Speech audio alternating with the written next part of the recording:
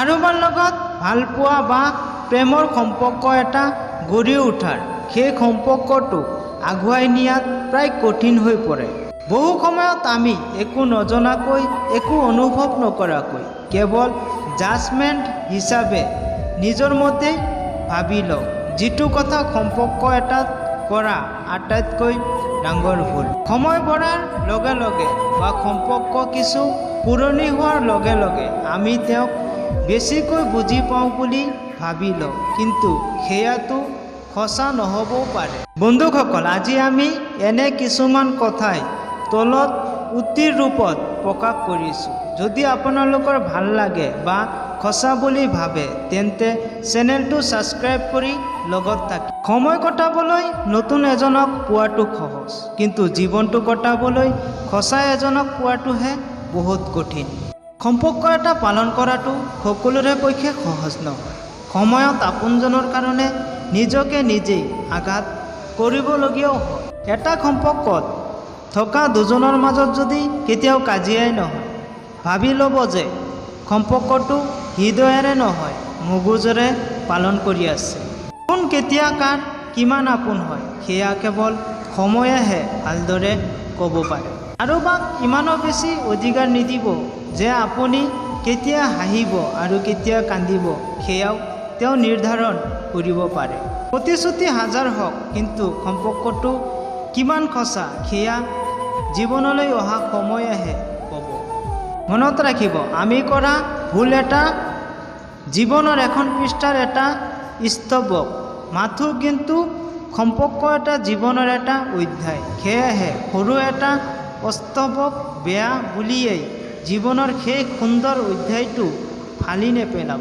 যদি হৃদয়ত স্থান আছে, দূৰত্বলৈ ভয় নালাগে, কিন্তু যদি তোমাৰ হৃদয়তে ঠাই নাই তেন্তে কাষত থাকিও লাভ নাই। সম্পৰ্ক এটা কেতিয়াও নিজে শেষ হৈ নাযায়। ইয়াক কোনোবাজনে হত্যা কৰে, কেতিয়াবা গুৰুত্বহীনতাই, কেতিয়াবা সন্দেহে।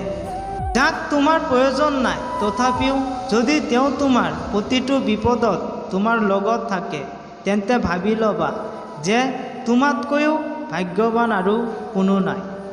সম্পৰ্ক ভাঙি গ'লেও কিছুমান মানুহৰ মোবাইল নম্বৰটো এনেধৰণে ৰাখি থয় যাতে তেওঁলোকে গম নাপায় যে আমি তেওঁলোকক হৃদয়ৰ পৰা ডিলিট কৰি পেলাইছোঁ।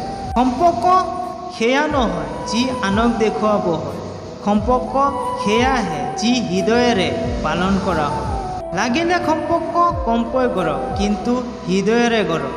যিবোৰ মানুহে জীৱনত সময় কটাবলৈ বা কথা পাতিবলৈ চিনাকি বহুত মানুহ থাকে, তেনেলোকৰ লগত কেতিয়াও এটা গভীৰ সম্পৰ্ক গঢ়ি তুলিব নোৱাৰি।